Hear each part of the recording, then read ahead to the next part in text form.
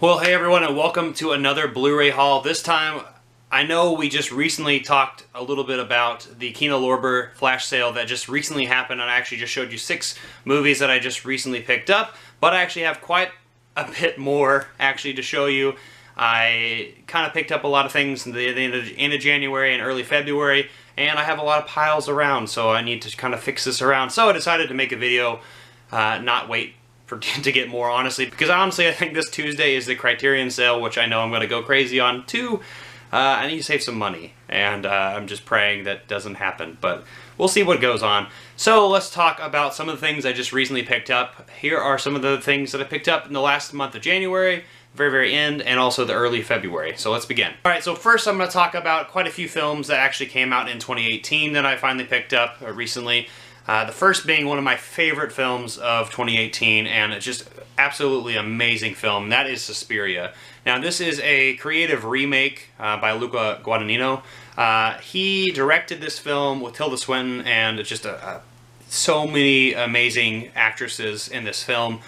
I was really surprised just how well made this movie was, just when it comes to cinematography, when it comes to choreography, when it comes to cuts, the story, and it was just so creative, and I loved every element of this movie, and even the end, the crazy end, which I won't obviously spoil. This is a very different take from Dario Argento's original piece in the 70s. This is a very different film, and I actually want you to view this in a very different way. Now, I will say that there actually is a really great video by my friend Daisuke, one of my friends on YouTube. I hope he sees this video, but I'm going to be putting his channel down in the description down below. Check out his in-depth discussion of both Suspirias. I'll actually link that video down in below. Tell him I said hi. But this is a great film. I love it. I'm really happy to have seen it in the theaters. I saw it twice actually in the theaters, and there's so many layers in this movie, and I just love it. So we're moving on from there to another film that actually was really fantastic. I almost dropped something. And this movie is only available on DVD or streaming, and that is Thunder Road. Now, talk about a film that is just super independent. Now, we have right here the officer and the man who is the behind all of this, Jim Cummings. This man is the star and the director and the writer, and he self-financed this movie. So that's what I'm talking about when it comes to independent. And this is just a really strong movie.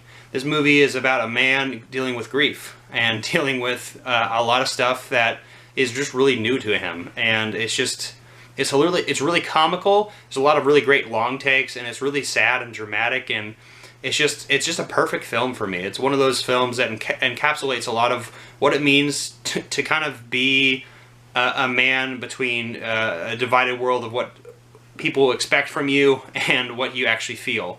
And I just absolutely love that aspect of this movie. I highly recommend you check out Thunder Road. This is an amazing movie that needs to be talked about more. And honestly, I'm really looking forward to possibly winning some things this Saturday at the Independent Spirit Awards. So, we're moving on from there, actually, to a film from Steve McQueen that I'm really excited to talk about, and that is Widows. I watched this in theaters with my friend Joey, who's on my podcast. He really loved this movie. He really loves Steve McQueen. I do too. I've only really seen 12 Years a Slave, and actually I have this other movie right here, Shame, that I just picked up, and I'll talk about that in a second.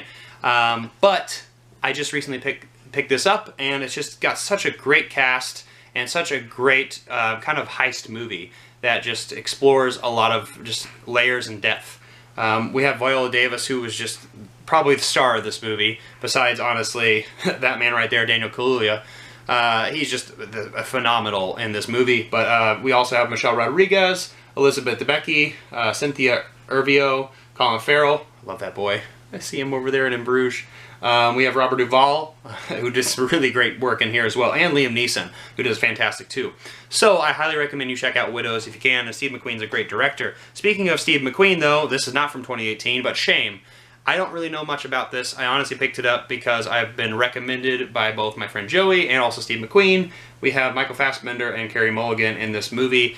I got this, it's kind of beat up slipcover, but I got it for like $5 or $6, I can't remember what, but it was a really good deal, and I'm really excited to check this movie out. Okay, let's continue on with 2018. The next movie I got was a really fantastic film from last year, The Hate You Give. Now, this is based on a book, and I don't really love the cover too much of this movie, but this movie is a very impactful film and really makes you examine your position on race and race relations as well.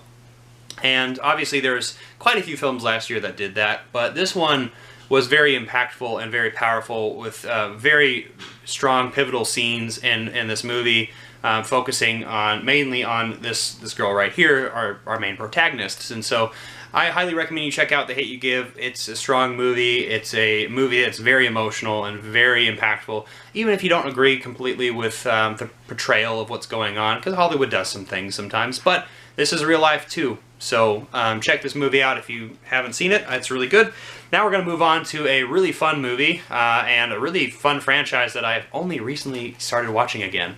That is Mission Impossible Fallout. This is the 6th Mission Impossible and probably the most successful of the bunch. This was probably touted as probably the best action movie of the year. This is just, Tom Cruise is getting so old, and he's just doing so well too. And Henry Cavill too plays a really great role in this movie alongside Cruise.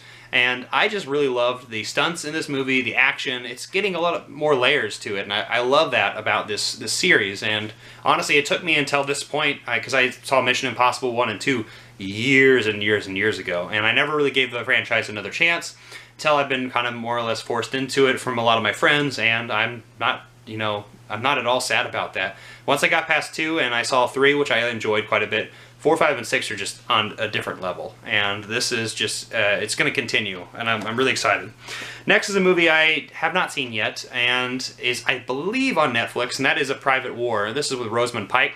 I heard she does a really fantastic job in this movie, and I really don't know much else about it, so honestly, I feel like I'm going to cheat you if I talk about things that I really don't know about. So I'm really looking forward to this movie. So let's move on from there to some movies that didn't come from 2018. Alright, this next batch of movies actually are some horror films that I picked up recently. Actually, one of them I think came at the very, very beginning of 2018, and that's Thoroughbreds. This is a really, really great movie that I thought was just a really nice nod to Stanley Kubrick, and I think just small filmmaking as well. It's just a really simple story here. We also have 2 amazing actresses right here, Anna Taylor-Joy and Olivia Cooke. I just really love Anna Taylor-Joy and everything I've seen her in. Anyway, this is just it's like Heathers meets, like American Psycho and The Shining, and I just really love aspects of this movie, and it's just this really, really cool movie about possibly killing your stepdad. So anyway, we're going to move on from there to some movies that I actually talked about on the podcast that I think the podcast will be up later, so I won't talk about it too much, but some movies that I picked up recently based on Joey's recommendation, who's on my podcast. He's my co-host. Hounds of Love. This is an Australian film that is a really dark movie about love, and as you can tell, probably based on the title, but it's a very unconventional love story, and it's really dark and twisted, and I'll just have you check it out or hear us talk about it on the podcast in a couple weeks.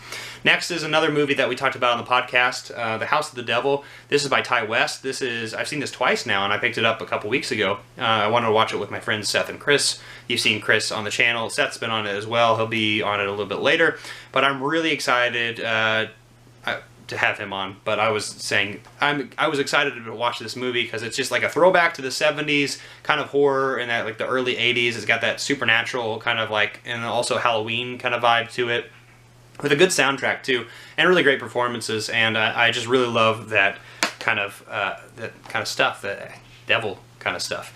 Anyway, this next movie, another movie we talked about on the podcast, is really messed up. And that is The Eyes of My Mother. This movie is really dark, and yes, in black and white as well, which is the cinematography in this is just top-notch. It's phenomenal. It's beautiful. Definitely check this movie out if you haven't. It's only 70-something minutes, and it's really short, but it feels like it lasts a long time because of I'm going to say it, the fucked up scenario that this movie kind of just presents to you. And yeah, I'm just gonna leave it at that because we'll talk about it a little bit on the podcast. Next, we're moving on to a movie that actually was recommended by Movie Chatter. I I've seen kind of the Rotten Tomatoes, IMDb, and like other reviews of it, and it doesn't have too much of a high mark, and that's Flora.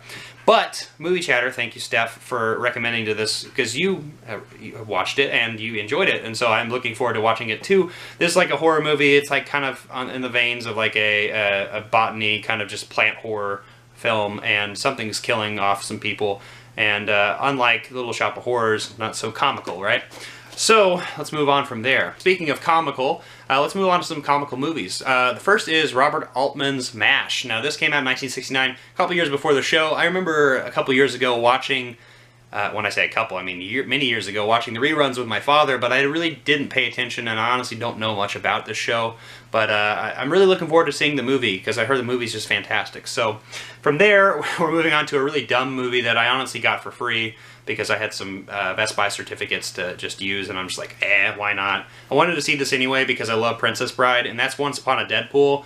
They more or less set up the Deadpool 2 and the PG-13 version, but with Fred Savage in bed, like Deadpool's reading to him like grandfather in Princess Bride. It's really comical. It's fun. It's PG-13 with a lot of bleeps, and I had a good time with it. I really enjoy that. Now we're moving on to a really dumb movie, and when I say really dumb, I mean Dumb and Dumber. And this is the original Dumb and Dumber, and I actually really enjoy this movie. It's got a lot of really great moments to it, and it's got some classic comedy that is just simply just the version of Nathan circa like the mid 2000s, early 2000s when I was a young kid, and I just really love this stuff. So next is a double feature. I hate that I have a double feature here because I really don't like getting double features. I honestly would rather have them separate, but that's Grumpy Old Men and Grumpier Old Men. We have Jack Lemmon, who's a little bit older now in his film careers, and we have Walter Matthau and Anna Margaret, and then eventually Sophia Loren. But I really don't know much about these movies. I think I've seen bits and pieces of them, but I'm really excited to check this out. Really not excited that it's a double feature, but whatever. Now we're moving on to some movies that I got some pretty good deals on, and there's not really any theme here. But the first is Anna Karenina. Now this is directed by one of my favorite directors, Joe Wright, who I actually really enjoy his cinematography and his kind of set designs when he does a lot of these period pieces. Obviously with recently Darkest Hour, and Atonement. Couldn't think. Atonement's so good. Probably his best movie, but this is Keira Knightley and Jude Law. I'm really looking forward to seeing this movie, obviously based on one of the greatest novels of all time by Tolstoy. So anyway, let's move on from there, checking this out. Now to a movie that it doesn't really have too many high marks, but it is To Rome with Love. This is one of the last Woody Allen films. I believe one of the last ones, but anyway, this is a Sony Pictures classic. That's kind of why I picked it up. I also picked it up because it was $5, and it was like a deal where I could get 4 movies for $5. Dumb and Dumber was in it, and there was a couple other movies. I can't remember what, but I have not really had this on my list, but I wanted to see it anyway, so I picked it up, and so we'll see how this movie is. I've heard it's not the greatest, but we'll see. Next is a movie that actually is fantastic, I've heard, and that is Spectacular Now. This is one of the first A24 films, I believe. Don't quote me on that, but this has Miles Teller and Shailene Woodley, and this is made by the makers of 500 Days of Summer, so I'm really excited to check that out because I love that movie. And I also heard from Miles Teller is fantastic in this movie, and I really don't like Miles Teller that much besides Whiplash, so we'll see how that goes, and we'll see how much love is in that movie. Next is a movie that I also picked up for a pretty good deal that I don't know much about, by Luc Besson. That is Femme Nikita. I believe this used to be a television show.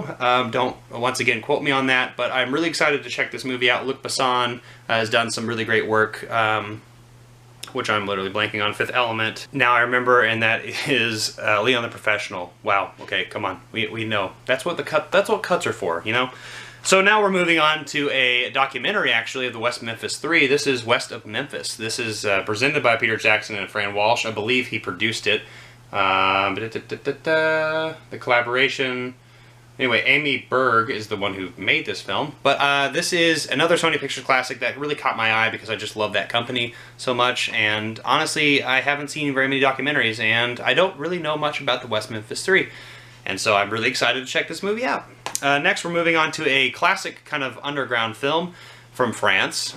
This is The City of Lost Children. This is the director of Amélie and Junette, I believe. Let me check. Jean-Pierre Jeunet. And so, yeah, this actually has Ron Perlman in it, and he is speaking French, I believe. Honestly, I don't know too much about this film. I know it's a little bit Del Toro-esque, at least based on the visually, just the visuals. So I'm looking forward to that movie. Now we're going to move on to another, speaking of visually, really appealing in a very different way, The Turin Horse. Now this movie has been on my list for quite some time, and I've just seen people left and right in some of the communities that I've been following, been picking up, and I just wanted to pick it up. And this is by Bela Tarr. This is a, I believe, Hungarian film, and I think it's about Nietzsche, Friedrich Nietzsche. And so honestly, I really don't know much about it, but it looks beautiful. I've heard really fantastic things, and I know it's going to be a hard watch, so I'm going to be picking a particular day to watch this movie, so I don't exactly know when. Alright, moving on to my last batch of films. First, the most recent, I guess the last thing that I picked up was actually another DVD, a Criterion DVD that is not available on Blu-ray yet. You hear me, Criterion? If you watch this movie, put this on Blu-ray. That's The Discreet Charm of the Bourgeoisie. This is by Louis Buñuel, I believe that is. It's a French director. It's a French satire. It came out in 1972. I've heard really fantastic things about this. Obviously, critiquing the bourgeoisie, the upper class, and so I've heard really fantastic things about it, and honestly, I can't wait to check this out. I got a pretty good deal, around $20, and it kind of goes up for around $35 to $100 everywhere else. So, got a really good deal on that. It's the double pack. Then we're moving into a movie that I really kind of just blind bought. And I believe Movie Chatter bought this as well recently, and that is The Night is Short, Walk On Girl. And this is a Studio Ghibli's kids film, and I just really love all those kind of films, and so that's kind of why I bought it, and so I'm excited to check this movie out as well. Now we're going to move on to a classic film that I actually got a pretty good deal on, and they just recently had a sequel to it, and that is Mary Poppins. And I haven't seen Mary Poppins in quite some time, but I've seen it many times, and so this is just one of those classic musicals that, you know, you got, that is just a really great time, and so I'm excited to check this out. And last but not least, but maybe least, because it is actually a film that I'm not the biggest fan of, but I really am excited to really delve into it and check it out again. And that is The Social Network, and you can't really see from here right here, but this case has, you know, you don't get to 500 million friends without making a few enemies. And this is about David Fincher, and I love that director, like many people do. But you have Jesse Eisenberg, who I'm not a big fan of, in this movie right here. It's an interesting setup. It's kind of like Gone Girl. Honestly, the Fincher films are a little bit set up like that. But anyway, the reason I'm not the biggest fan of this movie is, once again, I've said Jesse Eisenberg. I'm not the biggest fan of movies about kind of like Bill Gates or Steve Jobs or any of, I guess, these more modern people. I don't exactly know why. I can't put my finger on it, but this guy is just really dislikable. And I know it's, I don't exactly know how to describe it. But anyway, I'm really willing to give this movie another chance, and I just remember, visually it's very fantastic, and is a dark movie about a pretty dark subject, honestly, because Facebook is permeating in so many different ways in our lives now. But I'm excited to check this out again, and, you know, I got it for a pretty good deal, and so honestly that's why I picked it up. But it's one of those movies that I've never been the biggest fan of, but I finally picked it up mainly because I like to complete things, and I also like to give things second chances. So those are my Blu-rays for this Blu-ray haul. Thank you very much for checking out this video. Give me a like down below. Tell me what you thought of all the pickups. Tell me which ones you hated and which ones I should pick up more of. I don't know. Honestly, I have too many films. But thank you very much for stopping by. Share this video, comment down below, subscribe, hit that notification bell, and I'll see you next time. I'm not jonesing around.